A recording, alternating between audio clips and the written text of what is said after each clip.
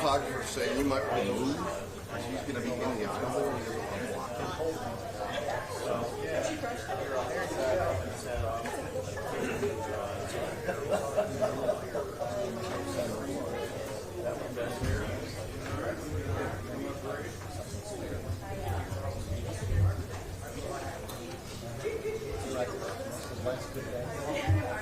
I'm walking.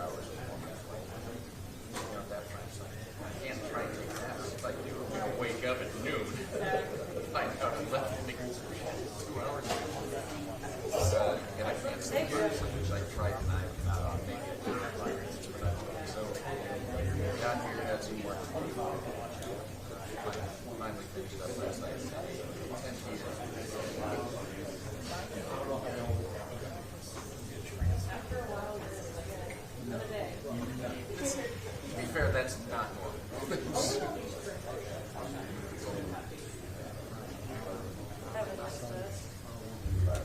This is at 6 a.m. Like that, all in. Yeah. They were all freed up without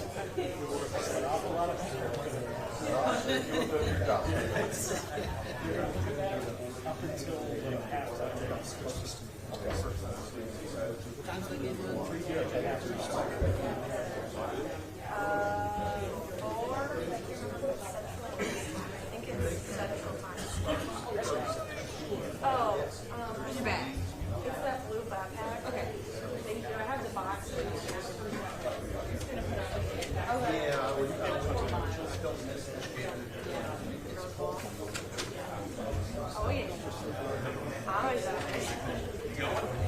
wish. All my friends were like, "Are you gonna be able to fly from Tampa to Pasadena?" I'm like, "Yeah." Because I want Everybody know we're going to have a little bit of a delay, about 10 minutes or so.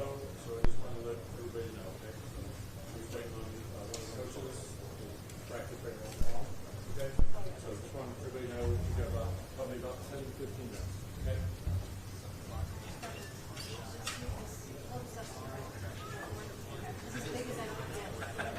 I haven't gone to Pasadena.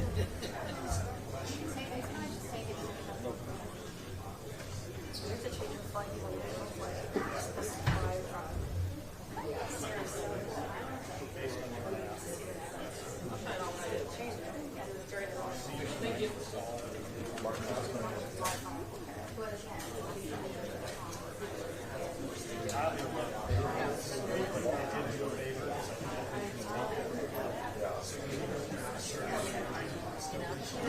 Test 1 2. Check. Test 1 2.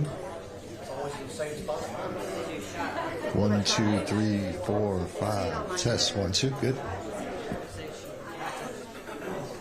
Kirk is here. They said it's going to be He's here. I know, but I'm saying it's going to be he said yeah, I mean, I know, like, this is such a great song. It's really, like, I feel good.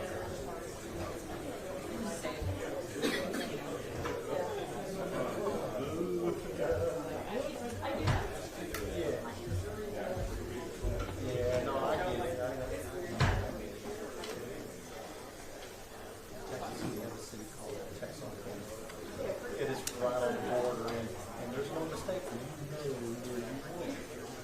So maybe we're thinking not anymore.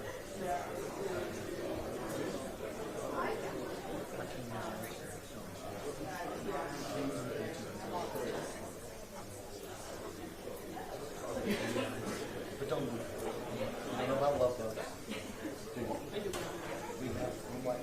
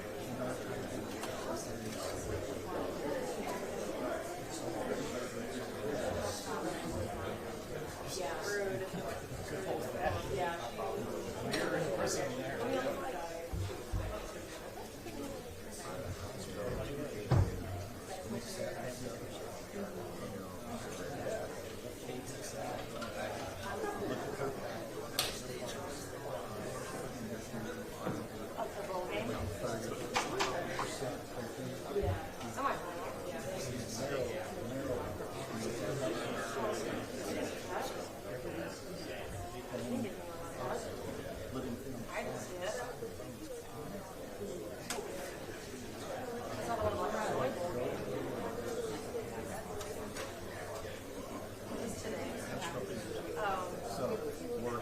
It's kind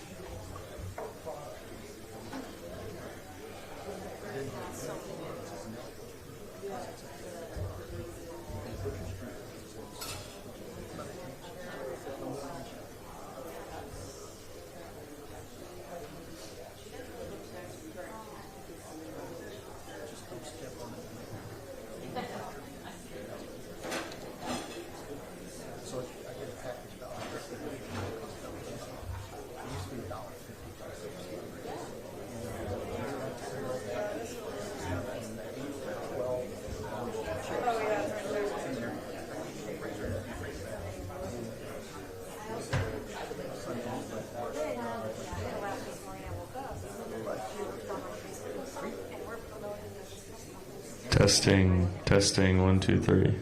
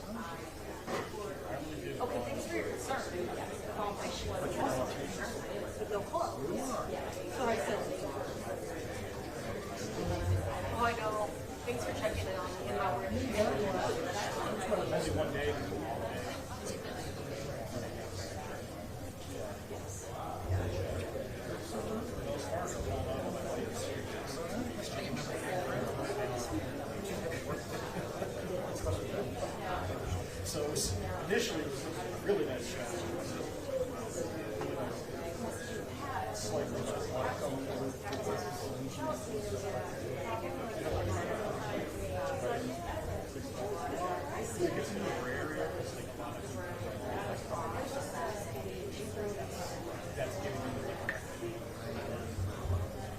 It's like one thing if it's yeah, where you have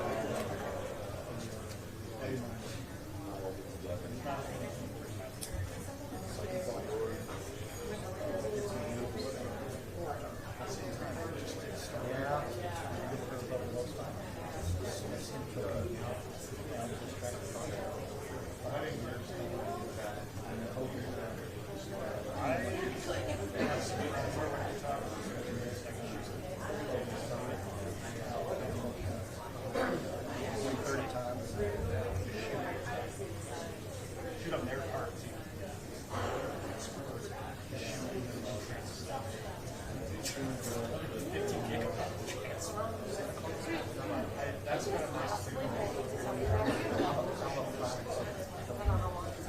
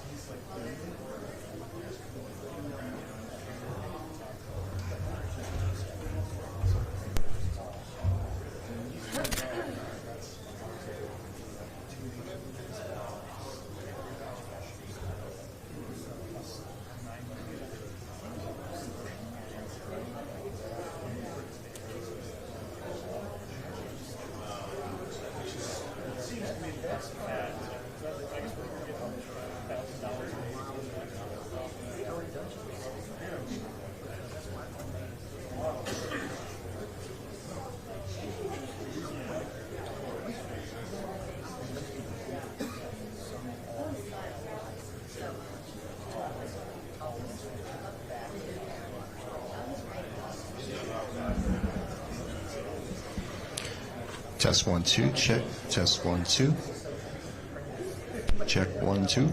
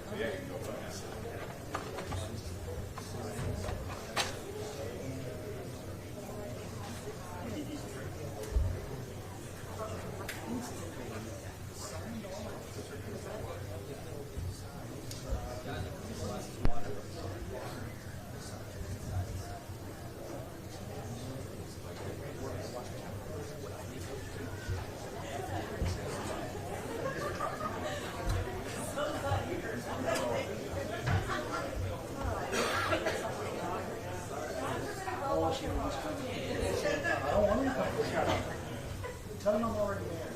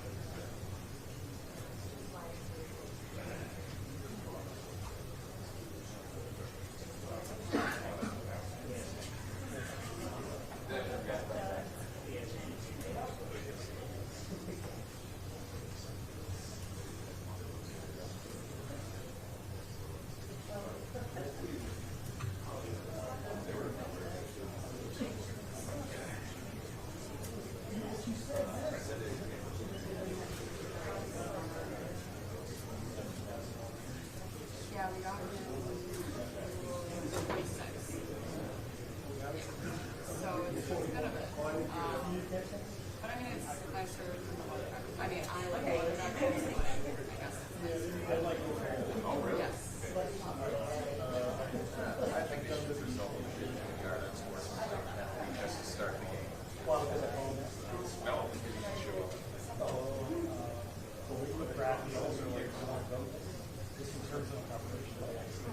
Yeah.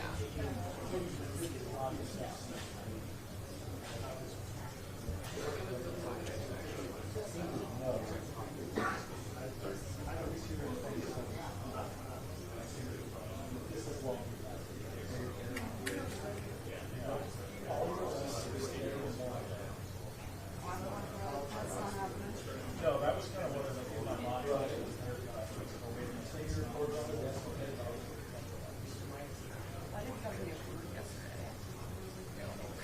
Barely got first. I just Still better, right? I don't It's a lot of my stuff. Like looking at this.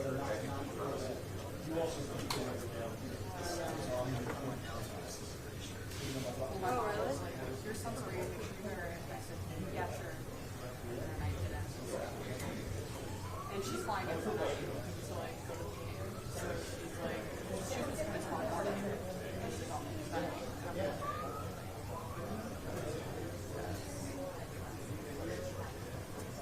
I assume that's them.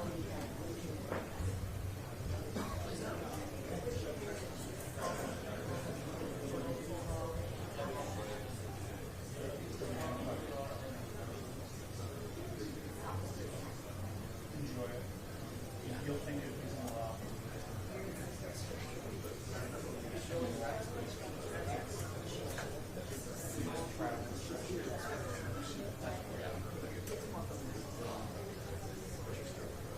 Let me accept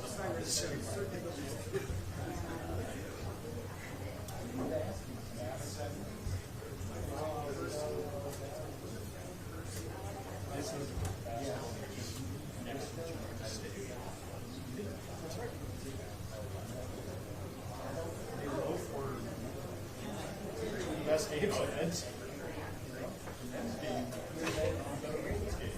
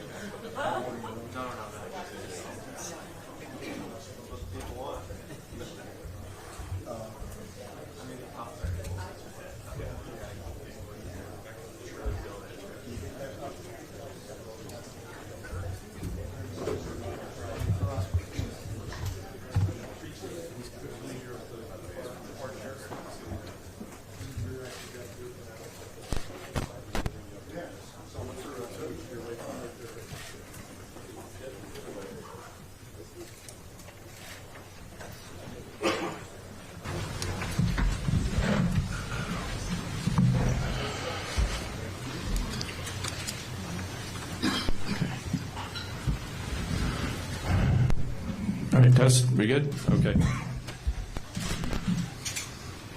All right, thank you everyone for being here. We're very, very excited about this year with the ReliaQuest Bowl, especially because it's our 40th anniversary of a bowl game here in Tampa. We've been called in a few things, but we have a tremendous title sponsor, locally born here in Tampa, ReliaQuest, a global security company that has titled it now for the 4th year in celebrating our 40th bowl game this year. Coach Ferentz, you've seen a few of those. But we're very, very excited about that. We're going to have a great day of weather tomorrow. It's going to be football weather. A little chilly for us in Florida, but great football weather, so we're very, very excited about that. This morning we have not only 2 tremendous teams here that's going to put on a great show tomorrow, 2 very, very talented teams, 2 top 25 teams, but also we have 2 of the best coaches in the college game. Coach Ferentz, as most of you know, is the set a record for most wins ever by a Big Ten coach. He's also, I think, 27 years at Iowa, I believe, longest tenured coach at one location, which speaks a lot not only to the university but to his success. And we also have Coach Lee here, who is the A. Robinson Coach of the Year this year. Tremendous was his resume as well, but just the fact that we have the 2 fantastic coaches leading these 2 terrific programs. So we're very, very excited to have them here today. I'm going to ask each of the coaches to make a brief opening statement just on their week here and whatever they'd like to say in regards to the preparation. And then we'll open it up to questions from the media. So as the designated home team, Coach Lee, Vanderbilt Commodores, we'll let you go first. Thank you.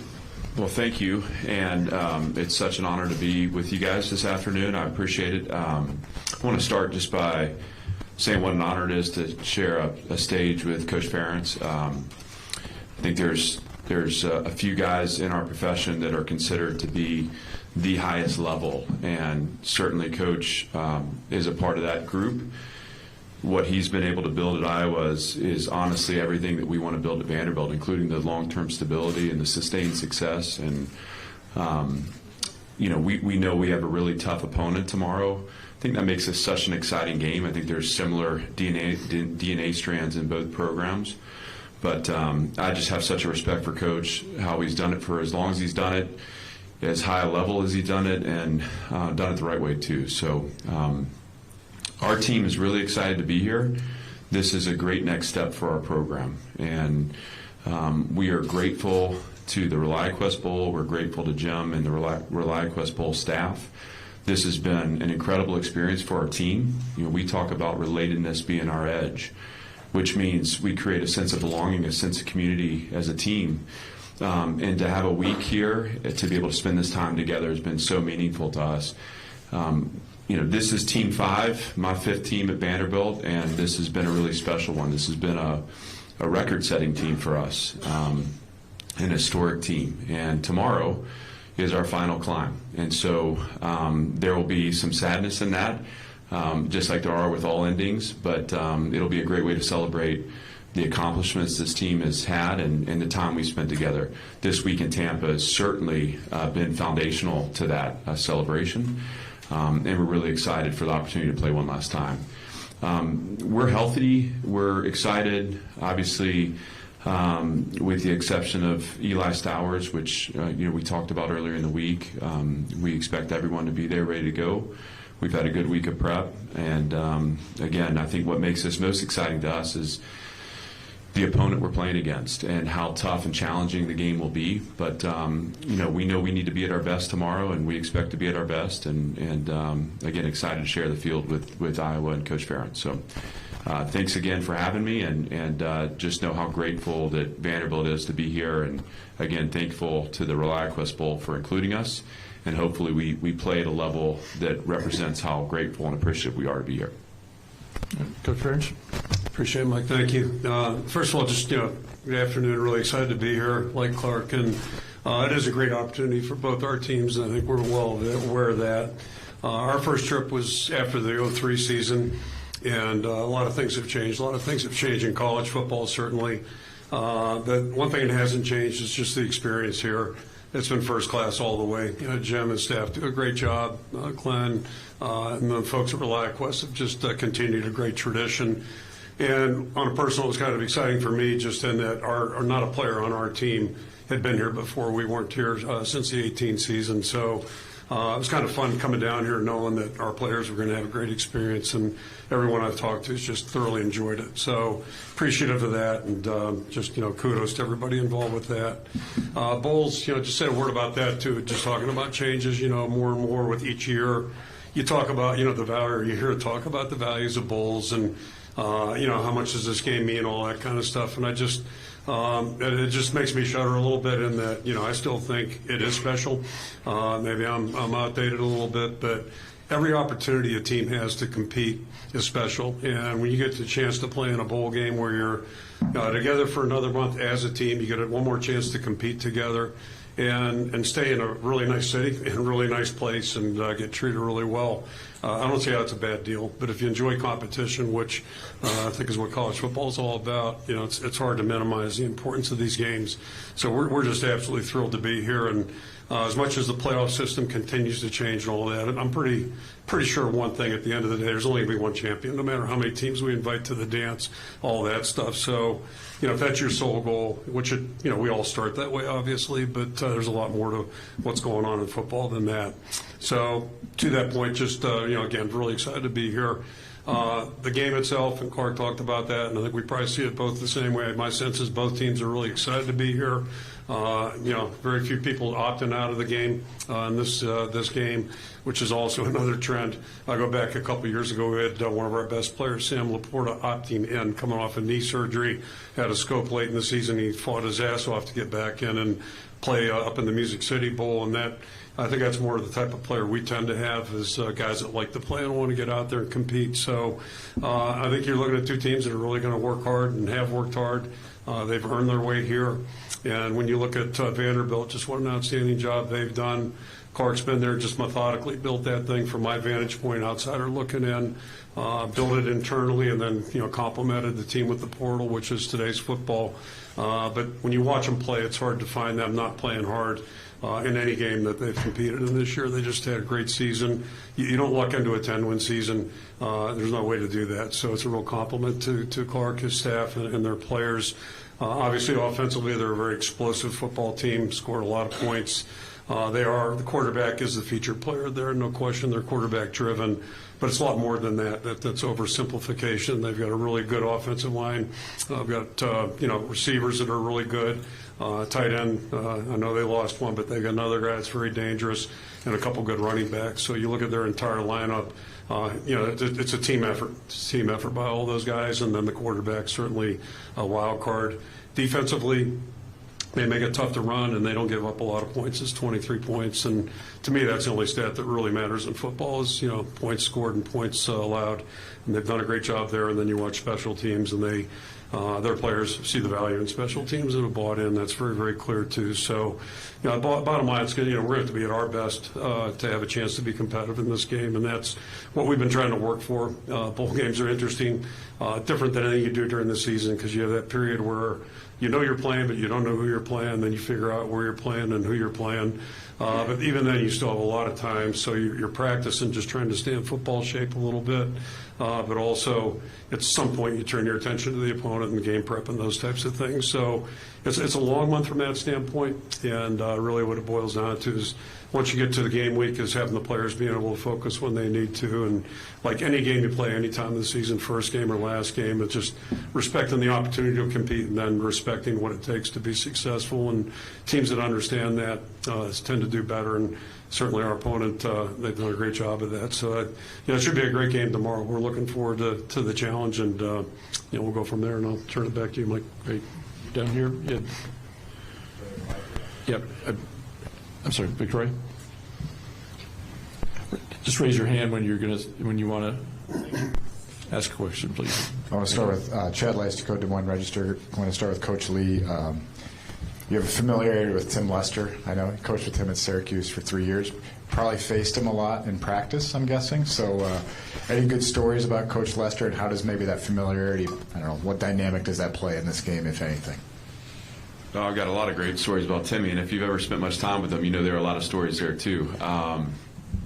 Tim's a great guy, great family. That was a fun time for us together in Syracuse. At the time, when Tim took over, honestly, what he was doing with kind of multiple tight ends off the ball, multiple motions, in some ways there are strands of that offense in what we do at Vanderbilt. But it was so cutting edge at the time.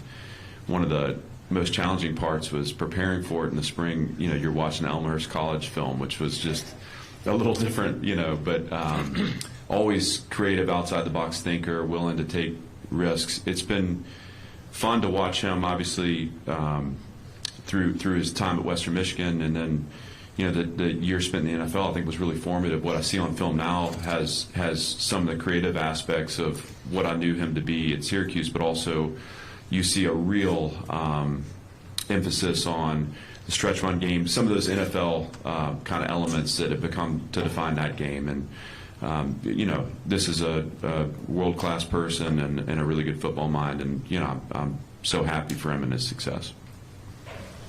Right here, it's Brian. Kirk, wanted to ask you, I know you're focused on the game tomorrow, but the portal switch comes right after that. How prepared do you guys feel like you are for when that's happening, and the legwork that you guys have done maybe in the last couple of weeks? Yeah, honest answer is who the hell knows, right? I mean, this has been so bizarre. We were, as I mentioned, sequestered to the barracks this past month. So we actually are like football coaches, coaching our players, talking to our players, not running in, running out, and trying to sneak a practice in. So it's been kind of neat that way. December, and we're actually, and I typically after a bowl game, like everybody a couple days just to get their acts together and recharge a little bit. But we're gonna have to meet the day after the game, I guess, or day after we travel. So what's that, Friday? Just to kind of get State of the Union, because it changes every day. We have people working on that.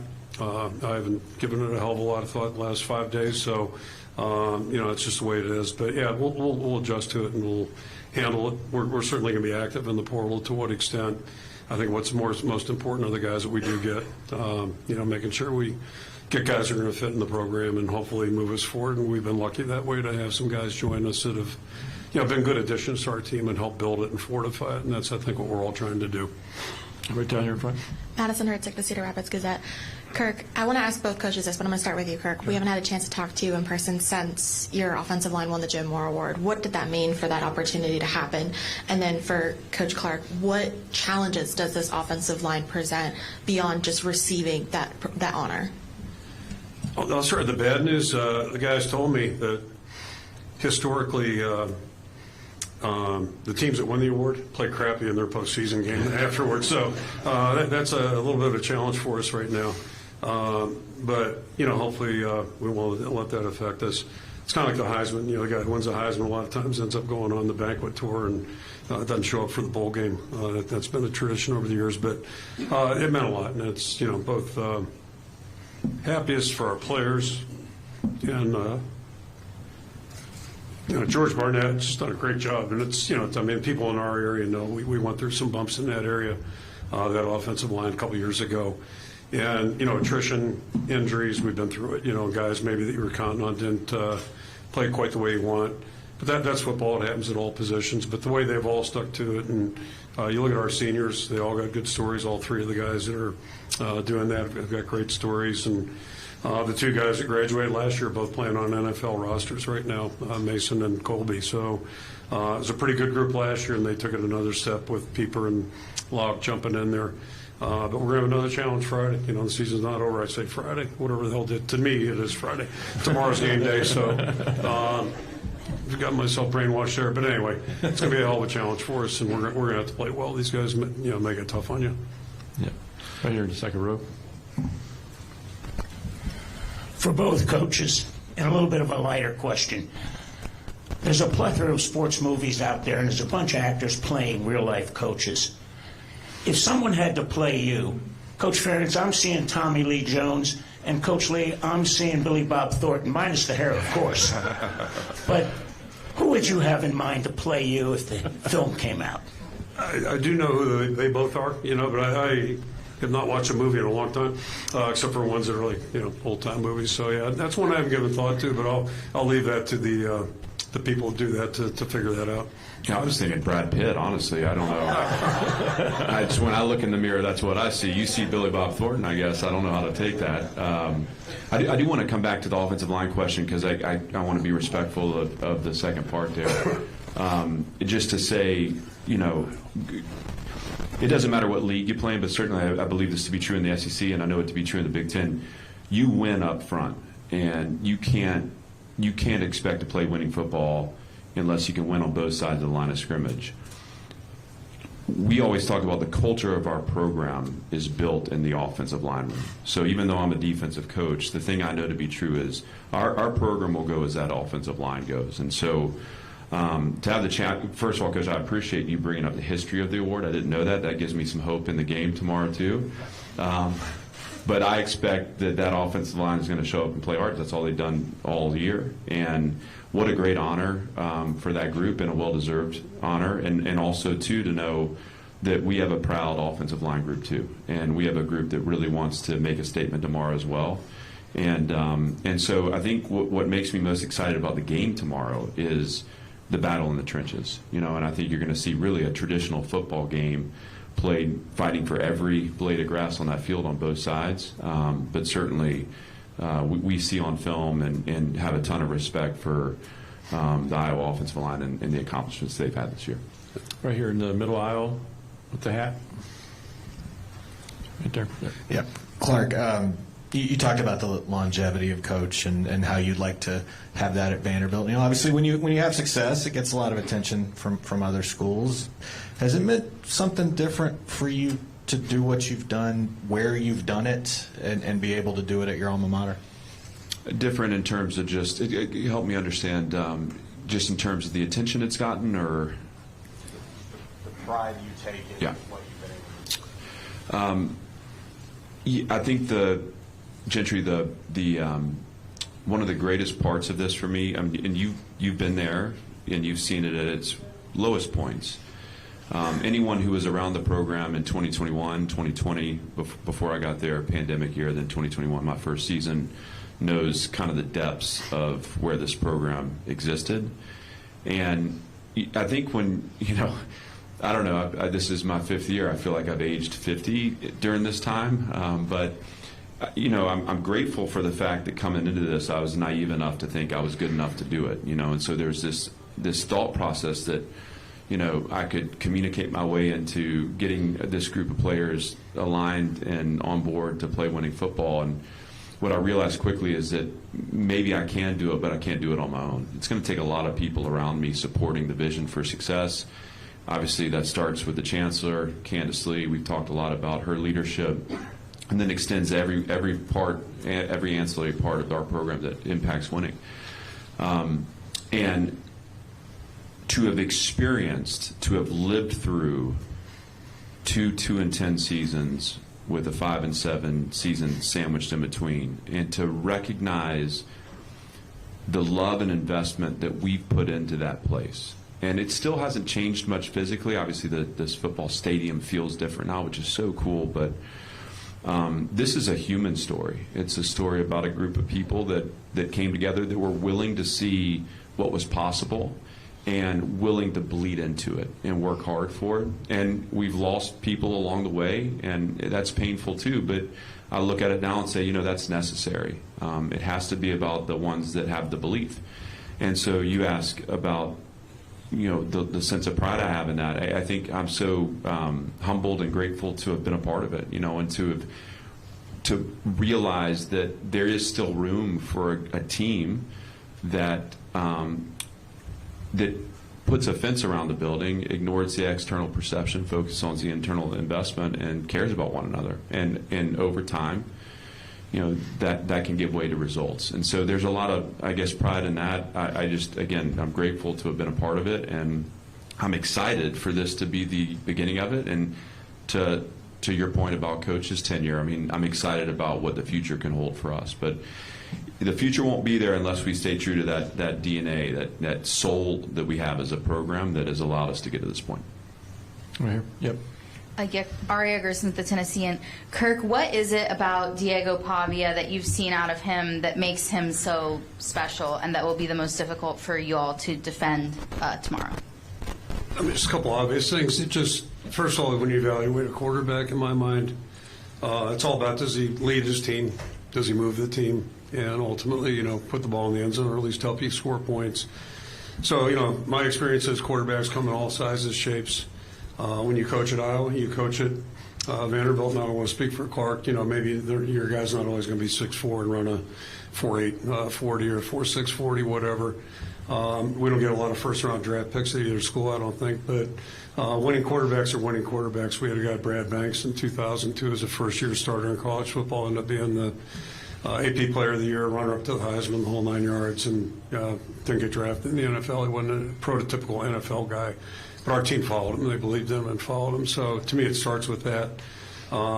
He can do just about anything, and I think he's probably most dangerous. Whatever he's averaging carry, 4.8 or 4.6, whatever it may be, it's respectable. But when he scrambles and pulls it down, that number doubles and then some. So trying to contain him is a challenge, and it just gets down to great team defense. And we've played some good quarterbacks this year. Indiana's guy's pretty good. Oregon's in bad, and SC had a guy who was unbelievable too. So it's a challenge because every play the pressure's on. If you make a mistake, it might really cost you, and that's it's just easier said than done to defend that.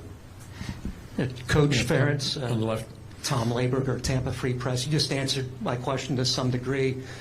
Starting with Fernando Mendoza, Dante Moore, and down from there, you faced a lot of top-shelf quarterbacks this season.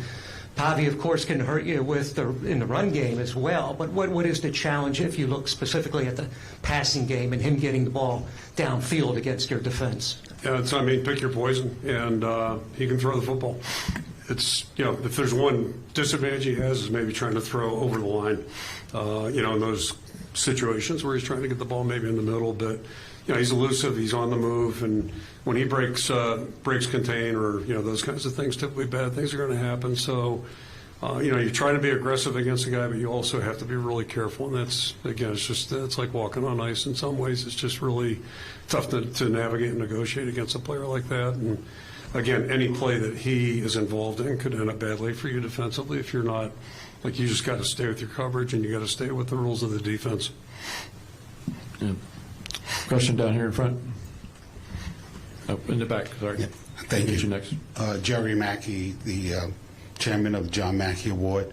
When I sit here, I look at legendary coaches, future and established. How do you see each other when you look at your success, you turn around the programs, and being able to recruit quality young men that goes out into the world and be more productive? So what I'm saying is that we have a young up-and-coming coach, and then we have a seasoned coach that has been there and have been through the wars. How do you see each other? Similarities. Is it the secret sauce is that you have great tight ends that come to your school?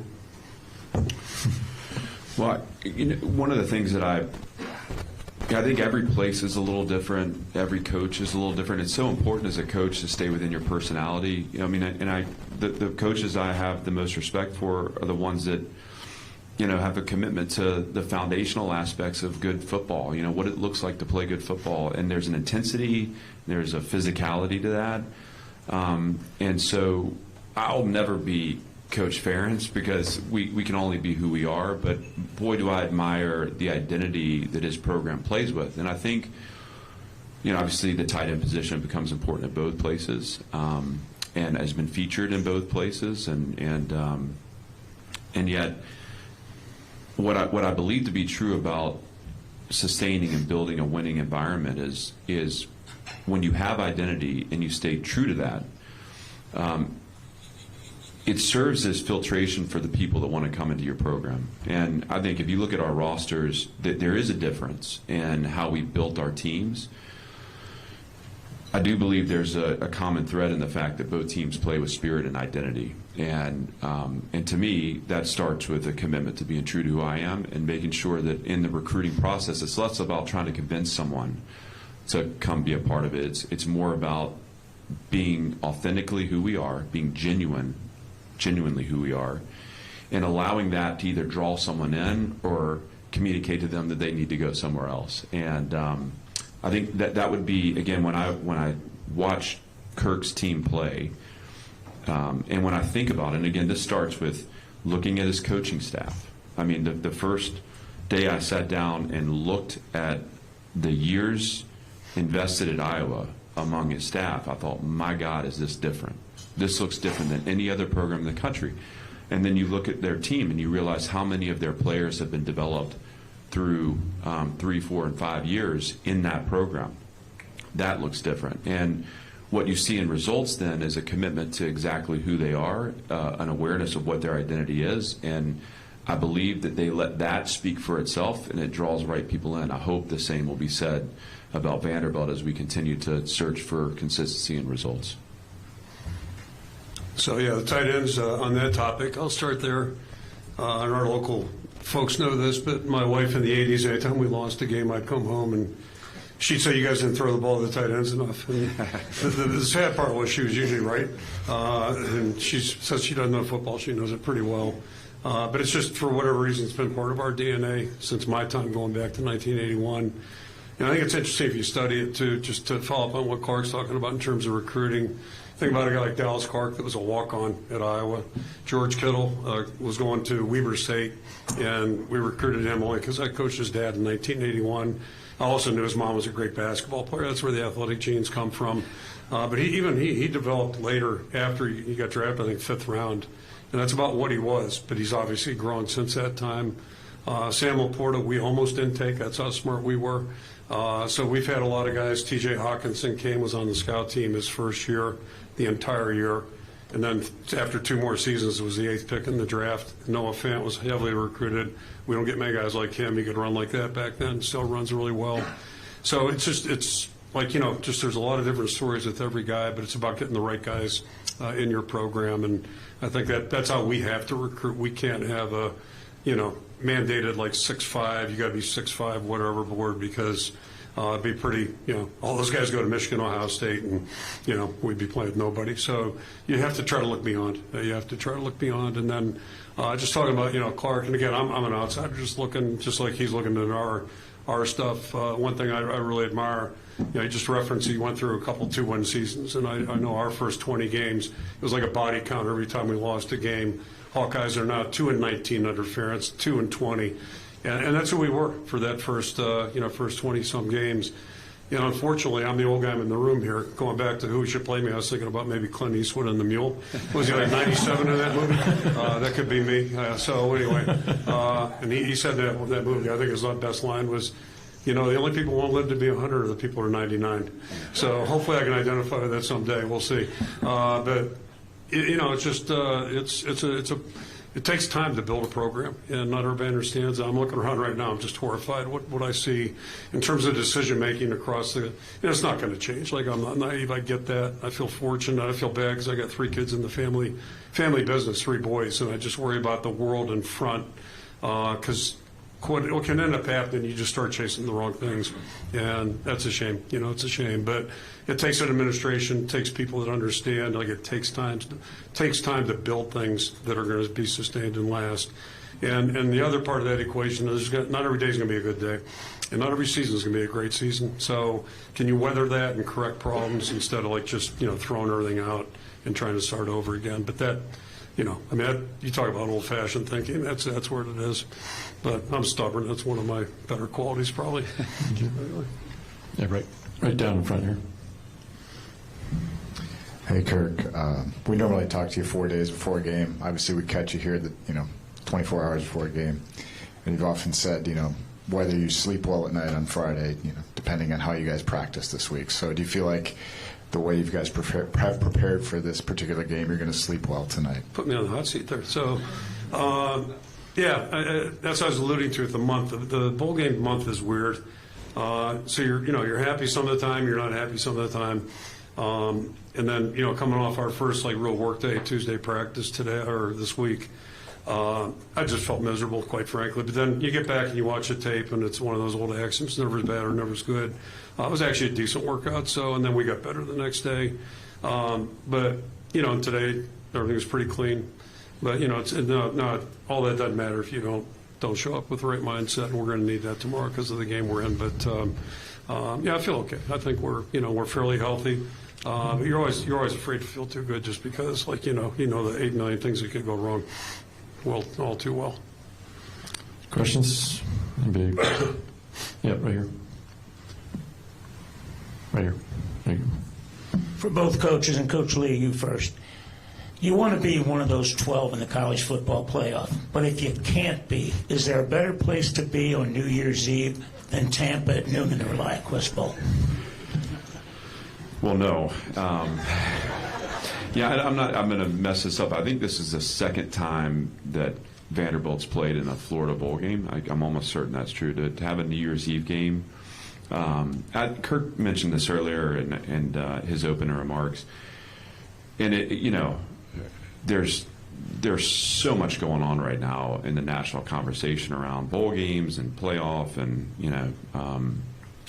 I'm sure it's going to be an off season to remember that way, but I believe there are no mistakes. I think our team strived to be one of those 12. That was a goal of ours, obviously, and I think to start the year, we may have been the only ones that believed we could do it, and as the year went on, we brought some more people on board into that belief, which was that was a fun experience. We didn't do enough. We lost 2 games on the road that we needed to find a way to win, and so there's growth in that for us. But the celebration that was when we found out we were going to be in this game, and honestly too, I fought to be in this game. Anyone that would listen to me, including Jim and I had a call, I fought to be here because I wanted the opportunity for our team to experience the ReliaQuest Bowl. This has always had such a great respect among my peers for the quality of game, how first class they are in the operation. And I said this to start, it's a great next step for our program to be here, New Year's Eve bowl game in a great city. And the other thing that was so appealing to me about this game was the opponent, because at the time when this was all being settled, it was projected that I was going to be here too. And I just felt like this is what college football is about. And anyone, look, if I wasn't coaching it, I'd be a fan of it. And this is the kind of game that I want to watch.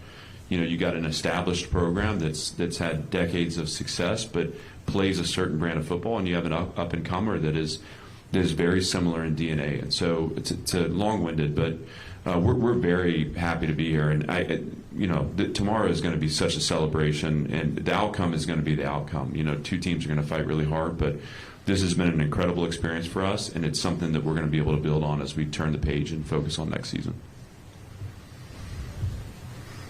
Oh, ditto that. It's just Bill Brazier was Coach Fry's longtime defensive coordinator. He had a great saying. He just said, all bowls are good bowls, some are better than others. And, so you want to play in the best possible bowl possible, and we all have goals at the start of the season to win our conference championship. But, the reality is not everybody's going to do that. So, you trickle it on down, and you've got a great city. You've got people that are just really understand how to run a great bowl game. And, I've got an extensive history now, 20-plus years. And one thing I really appreciate about Jim and the people that work with him, they listen to what players like and don't like, and they're eager for feedback, and then every year it's a little bit different. But it's really designed well for the players. And you're in a great city. Just everything about it's A+. So we're really, really, and as Clark said, typically you got a good matchup of 2 really good teams, and I think that's the case. And I'm a little biased, but I think this is probably going to be one of the more interesting matchups there is. You got two really good quarterbacks, both seniors, that have been really impactful with their programs, but 2 really good teams just competing. In the back there. Hi, Kirk. Jonah Carell with WQAD. Throughout the season, you've talked about how proud you are of this team to just continue to push forward amid some of these tough losses.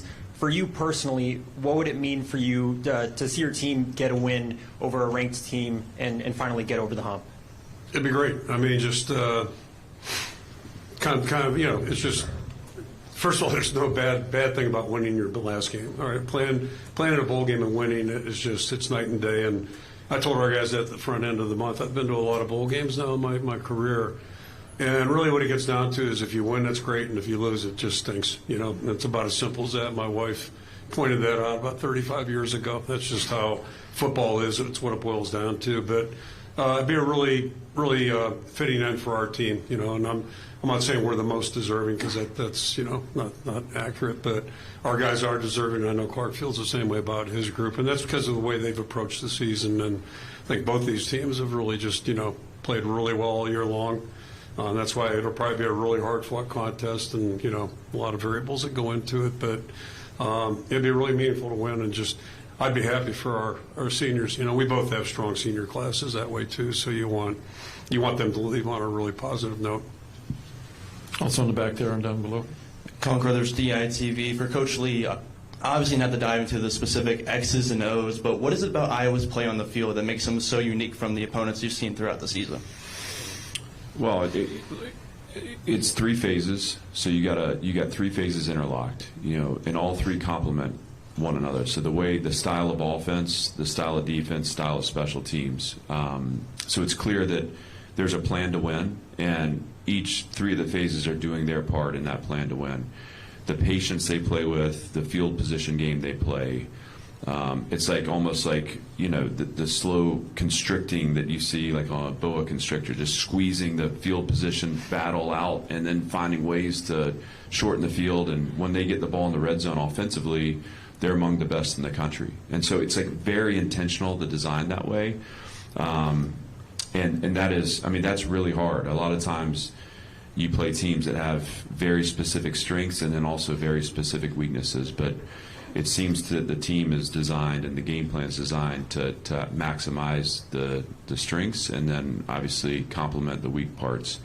But all that's great. I think the thing that stands out most to me when I watch the film is how hard they play. And I mean, that's all three phases.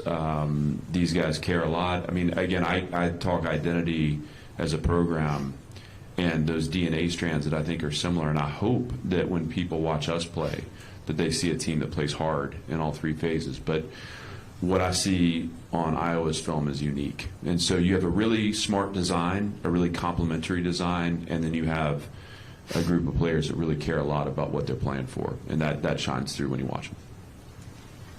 All right, thank you very much, coaches. We're going to ask you to stay here for a moment, and we're going to bring up Brian Murphy, the founder and CEO of ReliaQuest, to make some special presentations.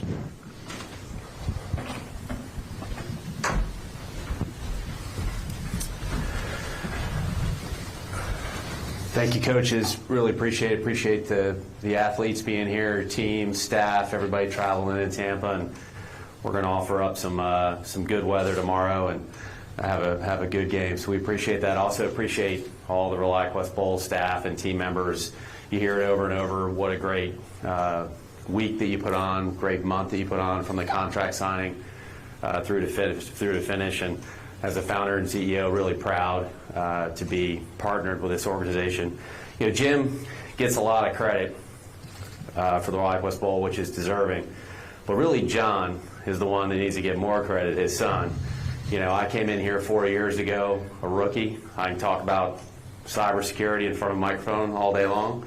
And John really gave me the tips and tricks to how to be the CEO and the chair of the bowl. So I appreciate John and the role that he plays. It's a family. As we say at ReliaQuest, it's a team sport. It's a family sport there. You know, ReliaQuest, a lot of talk of change in football. I couldn't imagine what the programs are going through and just the timelines move around. And you know, in cybersecurity and technology, we're going through that change as well. We do all the time, but artificial intelligence is driving a level of change we've never seen before. And when your software runs in every product that you depend on day in and day out, an airline you fly on, and banking app that you use, and your product is the first, second, third, and fourth line of defense against attackers that are leveraging AI, you care a lot about AI. And I'm proud about the investment and innovation that our teams have made to allow us to be one of the leading AI cybersecurity companies in the world. And you know, that's just, for us, it's about doing the simple things savagely well in technology. We're excited. Part of this program, the reason we sponsor this bowl, is to bring awareness of both the opportunity and the importance of cybersecurity, not just to our local community audience, but the television audience. And then we added last year, we will be traveling out to both Iowa and Vanderbilt with our mobile collegiate cybersecurity labs program. And any student at those universities can take part and learn cybersecurity, start to learn how data moves around a network, whether they're interested in the field or just interested in learning more. It was very successful last year. Look forward to coming out to both your campus and starting to spread that awareness. And I say it every year, but don't click on anything you don't trust. That's my cybersecurity advice that I give you here.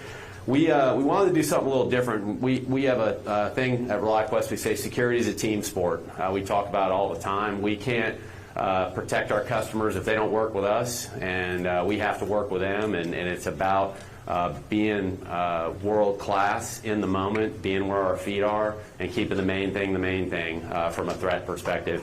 And so when we thought about sponsoring the bowl game, it was important for us to pass a little bit of our identity on into this program. We created the Make It Possible Award, and we say our job at ReliaQuest is to make security possible. It doesn't matter how hard it is, we're here to do hard things. And so we wanted to give the teams an opportunity to look at, as a player's vote for their own player, and just as a team decide who their Make It Possible player of the year was. And for us, that's about attitude, energy, and effort. Who brings that day in and day out. Doesn't matter whether you're going to be a top NFL draft pick or this might be your last game. It's just who brings that in the team. And we all know in our respective areas who those team members are. And we want to bring a little bit of our culture here at ReliaQuest into the ReliaQuest Bowl. And so I want to welcome up the winners. First, join me in congratulating our Make It Possible Award recipient from Iowa, tight end. We're hearing a lot about tight ends today. Tight end, Hayden Large.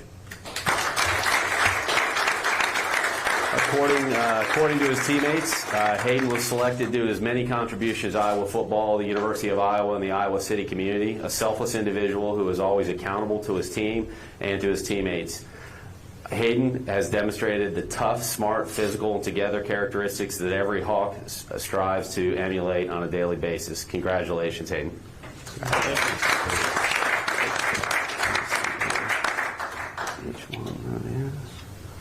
I think they're both the same here. This is John. We're going to need a refresh on how to do this for next year. Yeah, appreciate it. Thanks. We'll get some pictures here.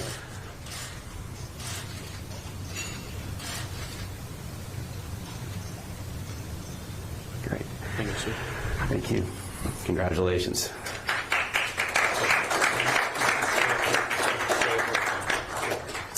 Next, join me in congratulating our Make It Possible Award recipient from Vanderbilt, cornerback Mustafa Dinet. According to his teammates, Mustafa is the definition of making it possible. His infectious personality and energy set the tone for the Vanderbilt program. He shows up with purpose, effort, and unselfish mindset that makes everyone around him better. The fact that his hometown celebrates Mustafa Day speaks volumes about the impact he has on people, and it's the same impact he has in the locker room. He does the things that don't always get noticed outside the building, but they're essential to our success. Congratulations, Mustafa. Congratulations.